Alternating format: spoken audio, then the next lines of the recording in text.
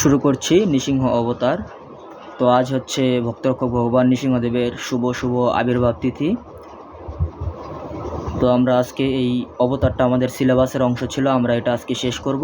তো সবাই মনোযোগ দিয়ে ক্লাসটা করবে এবং সবার কাছে যদি বই থাকে তাহলে তো খুবই ভালো, আর যদি বই না থাকে তাহলে এই ভিডিওতেই বইটা দেখা যাচ্ছে। আচ্ছা, আমরা শুরু করছি নৃসিংহ অবতার।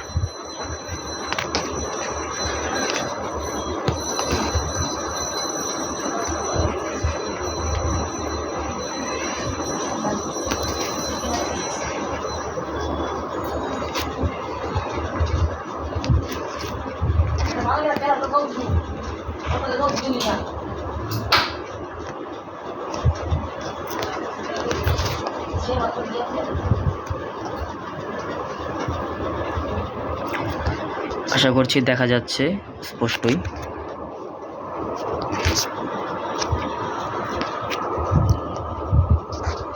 হিরণ্যকশিপু নামের দৈত্য হিরণ্যাক্ষের একজন বড় ভাই ছিল। ব্রহ্মাকে সন্তুষ্ট করার জন্য সে বহু বছর কঠোর তপস্যা করেছিল। তার তপস্যা এতটাই কঠোর ছিল যে তা সমগ্র ব্রহ্মাণ্ডকেই বিচলিত করে তোলে। তপস্যায় সন্তুষ্ট হয়ে ব্রহ্মা তার সামনে প্রকট হয়ে একটি বর দিতে চাইলেন। হিরণ্যকশিপু অমরত্বের বর চাইলেন, কিন্তু ব্রহ্মা তাকে বললেন তিনি নিজেই অমর নন এবং এটা তার সাধ্যের বাহিরে। অর্থাৎ এখানে হিরণ্যকশিপু যখন বর প্রাপ্ত হয়েছিল, যখন সে সাধনা করে ব্রহ্মাকে সন্তুষ্ট করেছিল এবং তার পরবর্তীতে ব্রহ্মা তাকে বলেছে যে তুমি কি বর চাও, তার প্রত্যুত্তরে হিরণ্যকশিপু অমরত্বের জন্য বর চাইলেন। তিনি বললেন যে আমি অমর হতে চাই, অর্থাৎ আমার কোনো দিন মৃত্যু হবে না। তখন ব্রহ্মা তাকে বললেন যে তিনি নিজেই অমর নন, অর্থাৎ ব্রহ্মারও একদিন মৃত্যু হবে। এই জন্য তিনি বললেন যে এটা তার সাধ্যের বাইরে। হিরণ্যকশিপু তখন অদ্ভুত এক বর চাইলেন, না কোনো অস্ত্র, না কোনো মানুষ, না কোনো পশু। এই যে এখানে একটু দেখা যাচ্ছে, এগুলো হচ্ছে কি পয়েন্ট। না বাহিরে, না ভিতরে, না দিনে, না রাতে, না ভূমিতে, না শূন্যে, না আগুনে, না জলে, না জীবিত, না মৃত, না দেবতা, না অসুর, কারো দ্বারাই যেন আমার মৃত্যু না হয়। অর্থাৎ হিরণ্যকশিপু ছিল চালাক এবং সে এমনভাবে বলল যে তাকে দিনেও মারতে পারবে না, তাকে রাতেও মারতে পারবে না, তাকে কোনো দেবতাও মারতে পারবে না, তাকে কোনো অসুরও মারতে পারবে না, এবং তার মৃত্যু কোনো অস্ত্রের দ্বারা হবে না, কোনো শস্ত্রের দ্বারাও হবে না। তো এইরকম চালাকি করে বর চাওয়ার পরে হিরণ্যকশিপু মনে মনে ভাবছে যে এরকম কোনো জীব বা এরকম কোনো বস্তু এখনও আবিষ্কৃত হয়নি এই ধরাধামে যে তাকে হত্যা করতে পারবে বা তাকে বধ করতে পারবে। তার জন্য সে নিজেকে নিজে অমর বলে দাবি করলো। আচ্ছা, তো ব্রহ্মা তার এই শর্তগুলো মেনে তাকে বর দিয়ে দিল। ঠিক আছে, তো এখান থেকে শূন্যস্থান পূরণ আসতে পারে যে তাকে কে বর দিয়েছিল। তো এখানে দেখা যাচ্ছে ব্রহ্মা তাকে বর দিয়েছিল। আচ্ছা, তারপরে সে জগৎ সংসারের কর্তৃত্ব এবং বিপুল ধন সম্পদের বর চাইল। ব্রহ্মা সেই অদ্ভুত ও অনন্য বর প্রদান করে অপ্রকট হলেন। অর্থাৎ ব্রহ্মা যেই কাজ ছিল যে তাকে বরদান করা, তাকে বরদান করে ব্রহ্মা তার নিজের জায়গায় চলে গেলেন। তার পরবর্তী অংশে আমরা আসি। সেই সময়ে হিরণ্যকশিপুর পত্নী কয়াদু অর্থাৎ লীলাবতী সন্তান সম্ভবা ছিল। হিরণ্যকশিপুর কঠোর তপস্যার কথা জানতে পেরে দেবরাজ ইন্দ্র কয়াদুর গর্ভের সন্তানকে নষ্ট করে দেওয়ার জন্য কয়াদুকে হরণ করলেন। কয়াদু যখন তাকে ছেড়ে দেওয়ার জন্য মিনতি করছিলেন, তখন দেবর্ষি নারদ, এই যেটা একটা কি পয়েন্ট, তোমরা বইয়ের মধ্যে দাগিয়ে রাখতে পারো। দেবর্ষি নারদ সেখানে এসে ইন্দ্রের হাত থেকে তাকে মুক্ত করেছিলেন। তো এখানে ইন্দ্র যখন জানতে পারলো যে হিরণ্যকশিপুর স্ত্রী কয়াদু সন্তান সম্ভবা, তখন ইন্দ্র চাইল যে তার পত্নী যেন তার সন্তানটা নষ্ট করে ফেলে। এই জন্য ইন্দ্র তাকে হরণ করে নিয়ে যেতে চাইছিল। তখন সেখানে এসে দেবর্ষি নারদ অর্থাৎ নারদ মুনি সেখানে বাধা দেয়। দেবর্ষি নারদ ইন্দ্রকে বোঝালেন কয়াদুর গর্ভে জন্ম নেওয়া সন্তান ভগবানের পরম ভক্ত হবেন। অর্থাৎ নারদ মুনি দেবরাজ ইন্দ্রকে বোঝালেন যে কয়াদুর গর্ভে জন্ম নেওয়া সন্তান পরম ভগবানের ভক্ত হবেন এবং পুনরায় এই জগতে সংসারের শান্তি ও সমৃদ্ধি ফিরিয়ে আনবেন। আচ্ছা, যাই হোক, এটা হচ্ছে নারদ মুনির কথা ছিল। তার পরবর্তী অংশে ইন্দ্রের হাত থেকে মুক্ত করে দেবর্ষি নারদ কয়াদুকে নিজের আশ্রমে নিয়ে গেলেন এবং কঠোর তপস্যা থেকে হিরণ্যকশিপু ফিরে না আসা পর্যন্ত তার অর্থাৎ কয়াদুর সেবা যত্ন করার জন্য একজন দাসীও রাখলেন। আচ্ছা, আশ্রমে অবস্থানকালে দেবর্ষি নারদ কয়াদুকে বিষ্ণু ভক্তি ও শ্রীমদ্ ভাগবতের জ্ঞান প্রদান করলেন। মাতৃগর্ভে থেকেও কয়াদুকে দেওয়া দেবর্ষি নারদের সকল জ্ঞানই সেই পরম ভক্ত শিশু গ্রহণ করেছিল। অর্থাৎ এখানে বোঝানো হয়েছে যে কয়াদুকেই নারদ মুনি যে ভাগবতের জ্ঞান এবং বিষ্ণু ভক্তির জ্ঞান দিয়েছিলেন, সেটা তার গর্ভে অবস্থিত সেই শিশুটিও একই সাথে পেয়েছিল। কিছুদিনের মধ্যেই কয়াদু একটি সন্তান জন্ম দিলেন, তার নাম রাখা হলো প্রহ্লাদ। এটা ইম্পর্ট্যান্ট।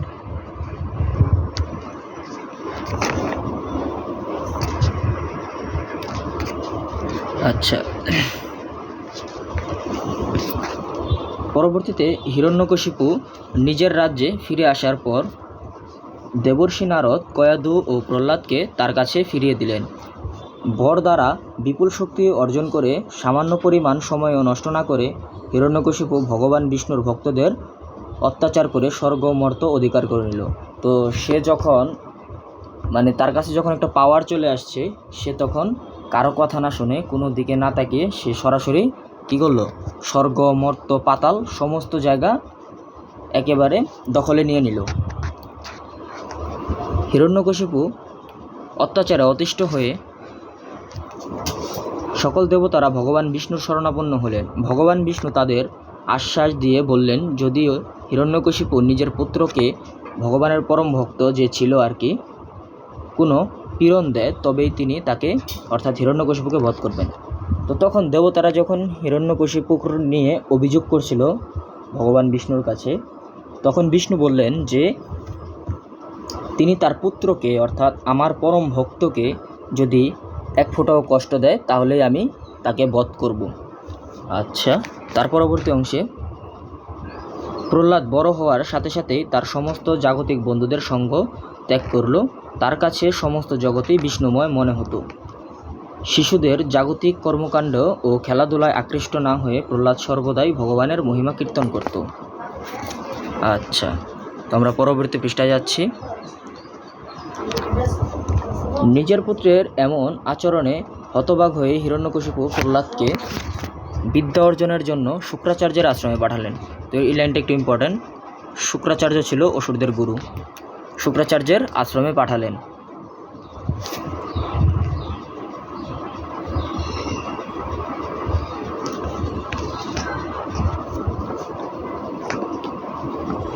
যখনই সময় পেত প্রহ্লাদ গুরুকুলের সকল সহপাঠীদের মাঝে হরিভক্তি প্রচার করত। সন্তানের এরূপ কর্মকাণ্ডে উদ্বিগ্ন হয়ে হিরণ্যকশিপু গুরুকুল থেকে প্রহ্লাদকে ডেকে পাঠায় এবং নিজের কোলের উপর বসিয়ে হিরণ্যকশিপু তার অগ্রগতি সম্পর্কে জানতে চায়। প্রহ্লাদ বলল, ভগবান সর্বত্রই পরিব্যাপ্ত, তাকে জানা সকল শিক্ষার সারমর্ম এবং তার সেবা করাই জীবনের পরম উদ্দেশ্য। আচ্ছা, তো আমি একটু সামারি করে বলি। এখানে যে বিষয়টা বোঝানো হয়েছে যে প্রহ্লাদকে যখন অসুরদের গুরুকুলে পাঠানো হয়েছে, তো প্রহ্লাদ সেখানে গিয়েও বিষ্ণু ভক্তি প্রচার করা শুরু করে দিয়েছে। এটা দেখে হিরণ্যকশিপু রেগে গিয়ে তাকে বাড়িতে অর্থাৎ তার যে রাজপ্রাসাদে নিয়ে এসেছেন এবং তার কোলের ওপর বসিয়ে তার অগ্রগতি সম্পর্কে জানতে চাইলেন যে তোমাকে যে গুরুকুলে পাঠালাম তুমি কি কি শিখলে বা তোমার কি কি উন্নতি হলো আমাকে একটু বলো। তো পরবর্তীতে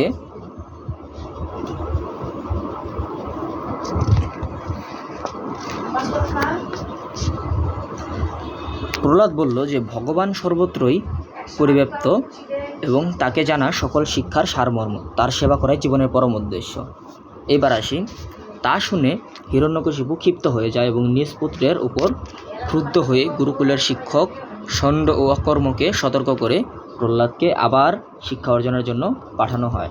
অর্থাৎ যখন এই কথাটা শুনলো তখন হিরণ্যকশিপু আরও রেগে গিয়ে, একটা ইম্পর্টেন্ট লাইন আমি দাগিয়ে দিচ্ছি, ষণ্ড এবং অকর্ম এই দুজন গুরুকুলের শিক্ষক ছিল। আমাদের যেমন গুরুকুল আছে, আমরা সবাই জাগ্রত ছাত্র সমাজের স্টুডেন্ট, তো অসুরদেরও ঠিক একইভাবে এরকম গুরুকুল ছিল। সেই গুরুকুলের শিক্ষক ছিল ষণ্ড এবং অকর্ম। আচ্ছা, তো আমরা পরবর্তী ধাপে আসি।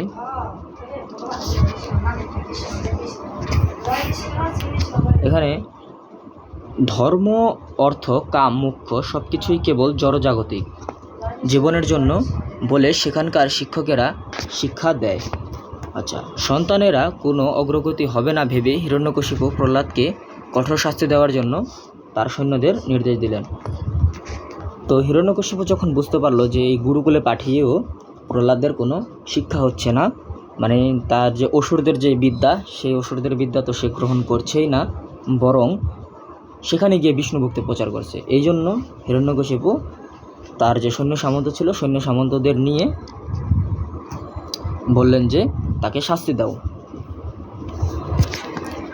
এবার আসি, সৈন্যরা প্রহ্লাদ মহারাজকে বর্ষা দিয়ে বিদ্ধ করলো, হাতির পায়ের নিচে ফেলে দিল, বিষ পান করতে বাধ্য করলো, পর্বত থেকে নিচে ফেলে দিল, আগুনের নিক্ষেপ করলো এবং সর্পবর্তী ঘরেও রাখলো। কিন্তু সৈন্যদল সকল চেষ্টায় ব্যর্থ হলো, কারণ প্রহ্লাদ সর্বদাই ভগবান বিষ্ণুর নাম স্মরণ করে যাচ্ছিল এবং ভগবানই তাকে রক্ষা করেছিল।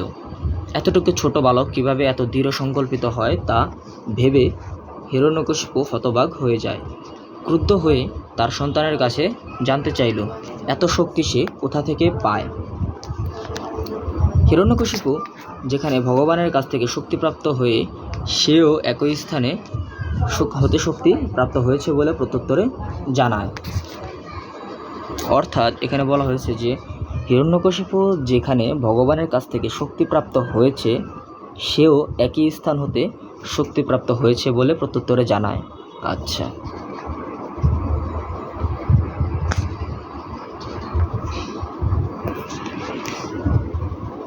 পরবর্তীতে হিরণ্যকশিপু প্রহ্লাদকে তিরস্কার করে এবং ভগবানের অস্তিত্ব প্রমাণ করার জন্য আহ্বান জানায়।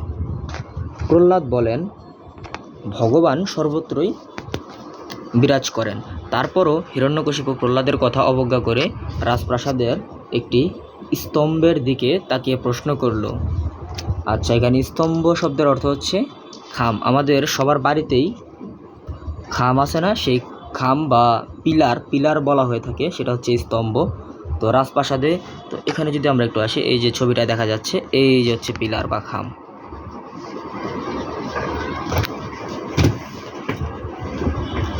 এই হচ্ছে পিলার বা খাম।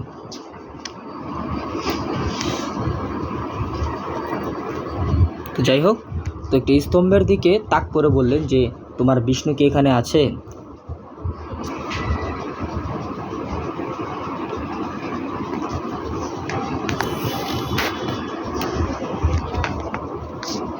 আমি এখন তোর শরীর থেকে মস্তক বিচ্ছিন্ন করব, তোর পরমারাধ্য ভগবান তোকে রক্ষা করুক দেখি।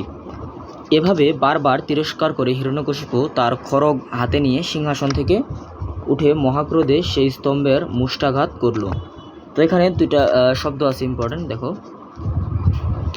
একটা হচ্ছে খড়গ, তো খড়গ শব্দের অর্থ হচ্ছে তলোয়ার বা তরবারি, আমরা বলে থাকি যেটাকে তরবারি, এবং হচ্ছে মুষ্টাঘাতে, অর্থাৎ আঘাত করলো কোথায়? সেই পিলারে বা সেই স্তম্ভে। হিরণ্যকশিপু যখন তার পুত্রকে বধ করার অভিলাষে পরাক্রম প্রদর্শন করছিল, ঠিক তখনই স্তম্ভের মধ্য থেকে অতি ভয়ঙ্কর এক শব্দ আসতে শুরু করলো। তো এখান থেকে আমাদের হচ্ছে মূল ইন্টারেস্টিং পার্ট শুরু। সে সর্বত্র বিরাজমান, এমনকি সভাগৃহের স্তম্ভের মধ্যেও তার পরম ভক্তের সেই কথার সত্যতা প্রমাণ করার জন্য অর্ধেক মানুষ অর্ধেক সিংহরূপে স্তম্ভ ভেদ করে ভগবান নৃসিংহদেব রূপে আবির্ভূত হলেন। জয় ভক্তরক্ষক ভগবান নরসিংহদেব কি জয়। তো এটা একটু আমি মার্ক করে দিচ্ছি।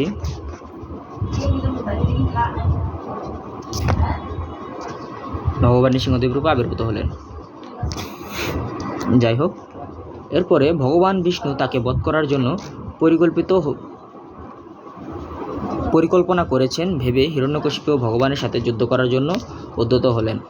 মানে ভগবান সেইভাবেই অবতীর্ণ হয়ে এসেছেন যে তাকে দিনে মারতে পারবে না কোনো মানুষ, না কোনো জন্তু, না তাকে ঘরে মারতে পারবে না, বাহিরে মারতে পারবে না, ঠিক একইভাবে এরকম করে এসেছেন। যাই হোক, তো গরুড়দেব যেভাবে মহাসর্পকে গ্রাস করে, ঠিক সেইভাবে ভগবান নৃসিংহদেব হিরণ্যকশিপুকে যুদ্ধে আহ্বান গ্রহণ করলেন। অর্থাৎ আমরা গরুড়দেবকে তো চিনি, ভগবান বিষ্ণুর বাহন হচ্ছে গরুড়দেব, অর্থাৎ ঈগল পাখি যে পাখিটা আছে সেটা হচ্ছে গরুড়দেব। তো গরুড়দেব যেভাবে সর্পকে যুদ্ধে আহ্বান জানায়, যে সর্প, ঈগল হচ্ছে সর্পকে খাদ্য হিসাবে গ্রহণ করে, তো সেক্ষেত্রে সর্প তো নিশ্চেষ্টায় বাঁচতে চায়, তো বাঁচতে চাওয়ার যে ব্যাপারটা, সেভাবে নৃসিংহদেব হিরণ্যকশিপুকে যুদ্ধের জন্য আহ্বান জানিয়েছেন। পরবর্তী পৃষ্ঠায় আমরা যাচ্ছি। এই যে এখানে লীলাটা দেওয়া আছে, ছবি তোমাদের বই আরও স্পষ্ট করে দেওয়া আছে।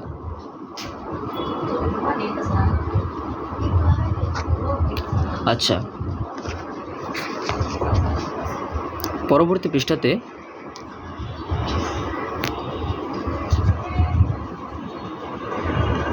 দেখো, এখানে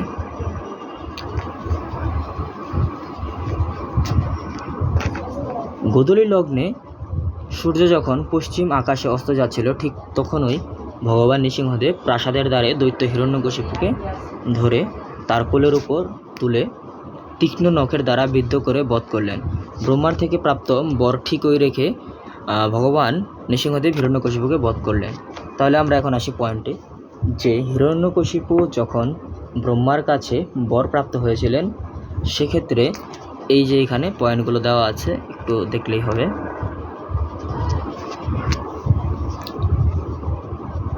দিনে কিংবা রাতে নয়, গোধূলি বেলায়, অর্থাৎ ভগবান নৃসিংহদেব আবির্ভূত হয়েছিল দিনেও নয়, রাতেও নয়, গোধূলি বেলায়। এই গোধূলি বেলায় আবির্ভূত হওয়ার জন্যই মূলত আমরা উপবাস করে থাকি সন্ধ্যা পর্যন্ত, অর্থাৎ গোধূলি লগ্ন পর্যন্ত। তো তাকে বলা হয়েছিল যে দিনেও মারতে পারবে না, রাতেও মারতে পারবে না, এই জন্য গোধূলি বেলায় মারতে বা বধ করতে এসেছে। তারপরে বলা হয়েছে বাহিরে কিংবা ঘরে নয়, প্রাসাদের দ্বারে, অর্থাৎ তাকে বাহিরেও মারে নাই, ঘরের ভিতরেও মারে নাই, তাকে প্রাসাদের দ্বারে, অর্থাৎ আমাদের যে দরজা আছে সেই দরজার মাঝখানে নিয়ে তাকে বধ করেছে। তারপরে দেখা যাচ্ছে অস্ত্র কিংবা কোনো মানুষের বা পশুর হাতে নয়, এখানে বলা হয়েছে অর্ধেক মানুষ এবং অর্ধেক সিংহ নখ দ্বারা। এখানে বোঝানো হয়েছে যে অস্ত্র নয় কিংবা কোনো পশুর হাতেও নয়, অর্ধেক মানুষ অর্ধেক পশু, অর্থাৎ নরসিংহ। নরসিংহ শব্দের অর্থ হচ্ছে, নর শব্দের অর্থ মানুষ এবং সিংহ শব্দের অর্থ হচ্ছে সিংহ, যাকে আমরা বনের রাজা বলে থাকি। তো এই হচ্ছে বিষয়, নখ দ্বারা বধ করেছে, তাই কোনো অস্ত্র নয়, তাকে সিংহের নখ দ্বারা বধ করা হয়েছে। আচ্ছা, তারপরে কি বলা হয়েছে, যে ভূমিতে কিংবা শূন্যেও নয়, ভগবানের কোলের উপর তুলেই হিরণ্যকশিপুকে বধ করা হয়েছে। তো হিরণ্যকশিপুর শর্তগুলো এরকম ছিল যে তাকে দিনে নয়, রাতে নয়, বাহিরে নয়, ঘরে নয়, অস্ত্র নয়, কোনো কিছু দ্বারাই নয়, এবং তাকে ভূমিতে অর্থাৎ মাটিতে রেখেও মারতে পারবে না, আকাশে তুলেও মারতে পারবে না। তো এই বুদ্ধি নিয়েই ভগবান নৃসিংহদেব হিরণ্যকশিপুকে তার উরুর অর্থাৎ হাঁটুর উপরে রেখে বধ করেছিল। তার পরবর্তীতে আমাদের গল্প প্রায় শেষ। এভাবেই ভগবান নৃসিংহদেব দৈত্যরাজ হিরণ্যকশিপুকে বধ করেন এবং তার পরম ভক্ত তার পরম ভক্ত প্রহ্লাদ মহারাজকে রক্ষা করেন এবং পুনরায় জগৎ সংসারের শান্তি ও সমৃদ্ধি ফিরিয়ে আনেন। হরে কৃষ্ণ।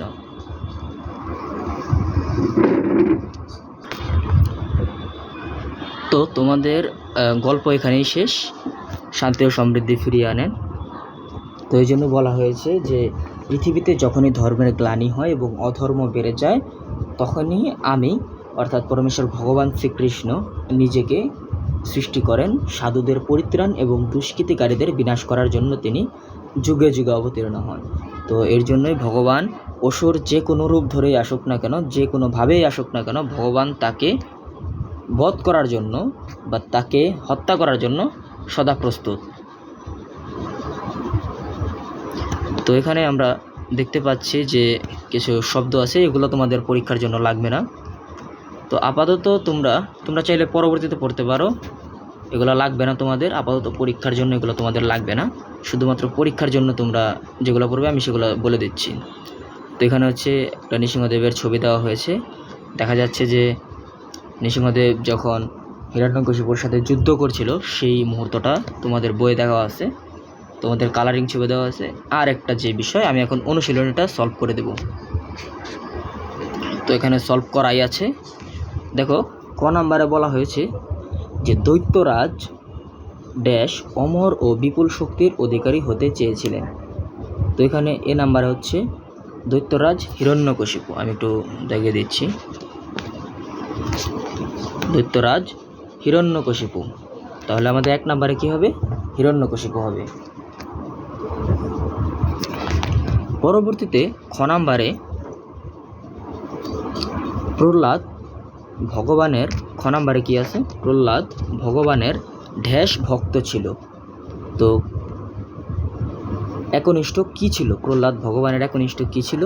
সেখানে হবে অ্যান্সার ভক্ত, বি নাম্বারটা অ্যান্সার হবে।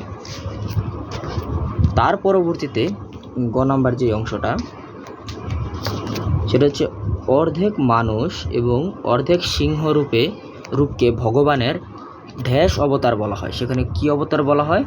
উত্তর হচ্ছে নৃসিংহ অবতার বলা হয়। তো আমরা 3টা প্রশ্নের উত্তর জেনে গেলাম। তারপরে তো এই রকম শূন্যস্থানে তোমাদের পরীক্ষার প্রশ্নে আসবে। সেখানে হচ্ছে 10টি শূন্যস্থান থাকবে এবং 10টি বহু নির্বাচনী প্রশ্ন থাকবে। তো তোমরা এই শূন্যস্থানগুলো, বইয়ের যে অবতারের শূন্যস্থানগুলো আছে সেগুলো পড়ে কমপ্লিট করবে, সেখান থেকে তোমাদের আসবে। তারপরে 4 নাম্বারটা আমরা দেখি। এখানে ভগবান তার ড্যাশ রক্ষা করলেন এবং দৈত্যরাজকে বধ করলেন। তো এখানে কি বলা হয়েছে? ভগবান তার প্রতিশ্রুতি। এখানে আমরা প্রতিশ্রুতিতে দাগ দেব। প্রতিশ্রুতি মানে কি? ভগবান তার প্রতিশ্রুতি বা ভগবানের প্রতি যে বিশ্বাস ছিল প্রহ্লাদ মহারাজের, সেটা রক্ষা করলেন এবং দৈত্যরাজকে ছিল হিরণ্যকশিপুকে বধ করলেন। 5 নাম্বারে যে বিষয়টা আছে শূন্যস্থানটা, আমরা এটাও সলভ করব।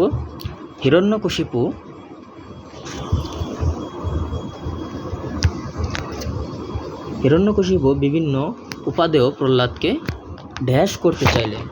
অর্থাৎ এখানে এই নাম্বারটা কি হবে? হত্যা করতে চাইলেন। হিরণ্যকশিপু আমরা দেখেছি যে অনেক মাধ্যম ব্যবহার করেছে প্রহ্লাদ মহারাজকে বধ করার জন্য, কিন্তু কোনোভাবেই প্রহ্লাদ মহারাজকে হত্যা করতে পারেনি। তো আজকে আমাদের ক্লাস এখানেই শেষ করছি।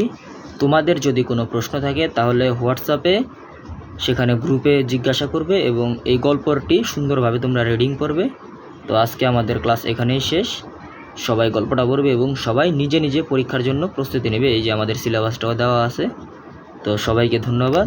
হরে কৃষ্ণ।